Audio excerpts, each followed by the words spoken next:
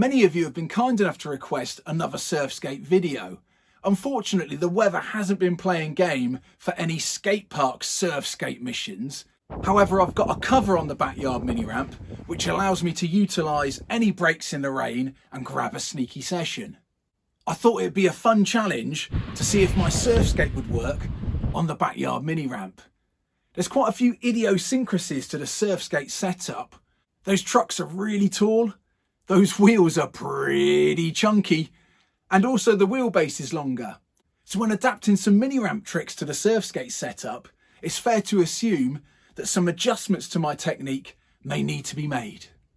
The drop-in worked a treat, so the first trick I tried was the humble rock to fakie. I found there's a couple of barriers to entry when trying the surfskate rock to fakie. Number one, on my ramp, the board doesn't hit the coping. And this is really unnerving because the whole thing can wiggle about when you're trying to launch back in. It's totally doable, but for the first couple of times I just jumped off trying to get used to the board not hitting the coping. To give me that proper rock to fakie feeling, I just put a bit of old concrete coping on the top of the ramp, and that allowed the board to rock forwards onto the front wheels and get those back wheels clear. The second issue with the surfskate rock to fakie is coming back in and not getting bucked off due to those loose front trucks. Whoa! I find there's a couple of key tips that help me get the surfskate rock to fakie. Number one is placing my front foot further behind the bolts and also across the board a little bit more. And the second thing is trying to keep my knees nice and soft and my weight centralised, and also being mindful of my foot pressures being even coming back in. I find that even the smallest inconsistency in foot pressure or body position leads to the big Bobby buck off. She squiggles really quickly. Oh my gosh. My main goal with the rock to fakie was to finesse my technique to the point where I could generate enough speed to try some tricks fakie at the other end of the ramp. The first fakie trick I tried was the tail stall. Again, the barrier to entry here was being able to pump backwards without losing it on that loose front truck. Also, my surfskate's got a really small tail, and I found that was really tricky to get locked into the coping. I put my foot right on the back of the tail to give me as much leeway as possible. Another thing that made it tricky is those big trucks and those big wheels made the board stick out even further because my mini ramp's small and not that steep. However, after a bit of practice, I got used to generating the speed I needed backwards to do the tail stall. Also tried a few of my favourite variations, such as the nose grab tail stall and also the saran wrap tail stall. Next on my fakie trick list, the fakie frontside axle stall. My big concern here was how those chunky wheels would lock into the coping. They've also got quite a sharp edge on, so they look prime for the hang-up coming back in, and that can be emotional. To start with, I found it quite hard to get enough speed to get up on the coping. To make up for that, I just bent my knees a little bit more and also tried to rush the board into the coping. Those big chunky wheels locked onto the coping really nicely. I concentrated on putting loads of heel pressure on my back foot when coming back in, and those big 70mm wheels rode roughshod all over the coping. Luckily, there didn't feel like there was going to be any problems with the hang-up. Next up, I thought I'd try the backside version of this stall, the fakie backside axle stall. Again, the main issue was getting enough speed to be able to pivot backwards and lock into the coping. But after a bit of practice, I found she locked in really nicely.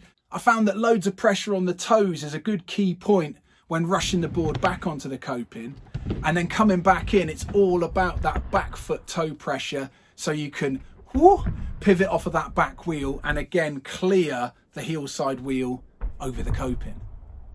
Getting comfy with the fakie frontside axle stall gave me the idea to try the fakie frontside 5-0 stall.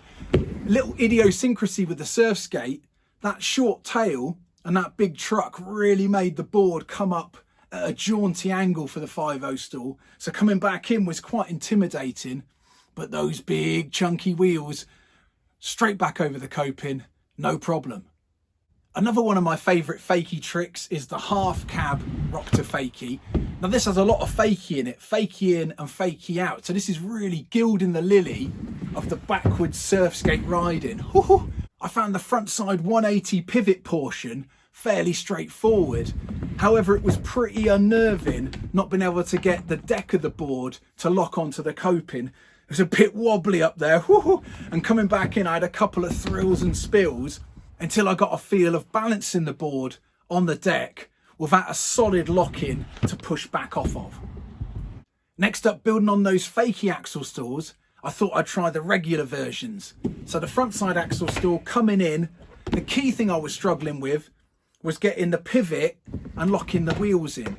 Just needed to get used to the bigger, heavier surf skate, that wider wheelbase.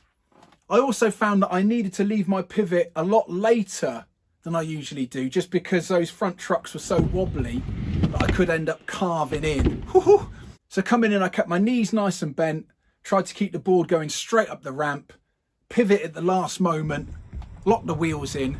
Then I found coming back in was exactly the same as I'd already routined for the fakie version. After I got comfy with the front side axle stall, I thought I'd give the front side tail a go. These always feel quite surfy to me, coming up, like doing a front side slash on the wave, landing in the tail and then dropping back in.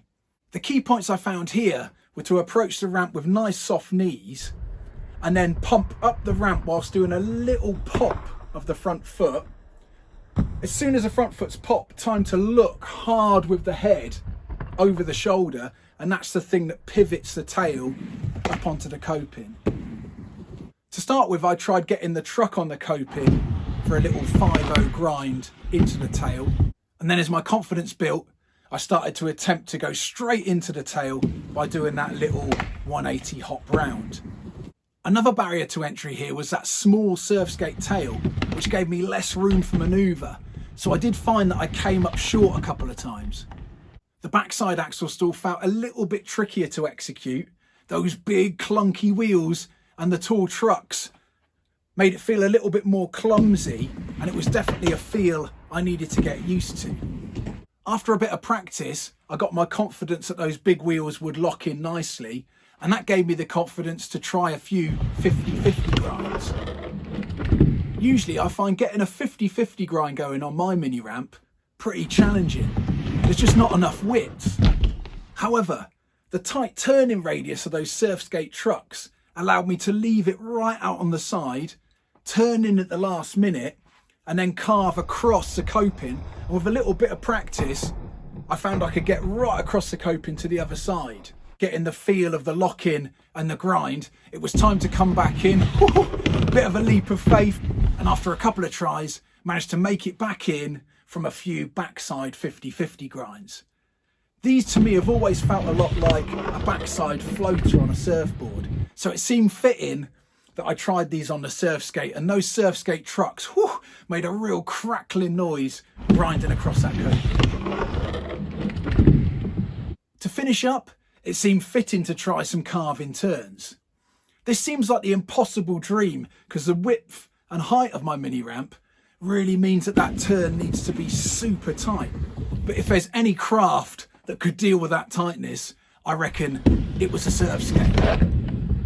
Starting with some frontside carving turn attempts was pretty humbling. I wasn't getting anywhere near close. My goal here was to keep all 4 wheels on the riding surface throughout the carving turn and hopefully build it up so I could get a double truck carving grind. Some of the problems I had was not getting a tight enough turning radius and falling off to the inside. To remedy this, I really bent my knees down low, and also as I came into the turn, I looked hard with my head over my shoulders and also swished my shoulders and hips actively through the turn. I also tried to put as much heel pressure on as possible, and this brought the board round and I started spinning out at the end of my attempts. With a bit more confidence and pump, I found I could get it up onto the coping, and I started to get a few front side 4-wheel carving grinds. I also thought it would be quite fun and surfy to add in a hand plant and a rail grab. So coming in, I found the rail grab really helped me to get low. I was using a tuck knee, so my back knee was right far forward, almost touching the deck of the board. And my hand was grabbing around that knee, and then placing my front hand down and looking hard with the head, I found I could pull on the rail, whew, and that gave me a really tight turning radius. As I got more comfortable with that, started trying for the coping.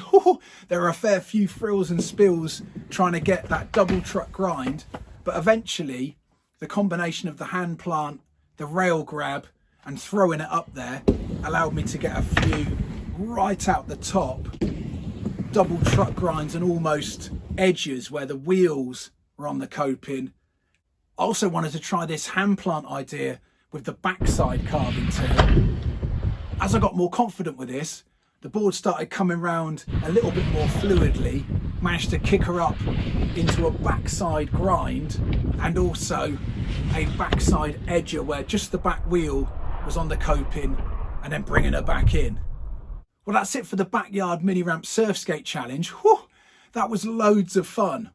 I don't know why I didn't think about riding the surf skate on the Backyard Mini Ramp before. Those big 70mm 70A compound wheels are really fast and nice and quiet. And all in all, I found it really rewarding to exceed my expectations of what was possible on my little mini ramp with that big surf skate. As ever, my name's been John Bishop and I'm a middle-aged guy learning how to surf skate.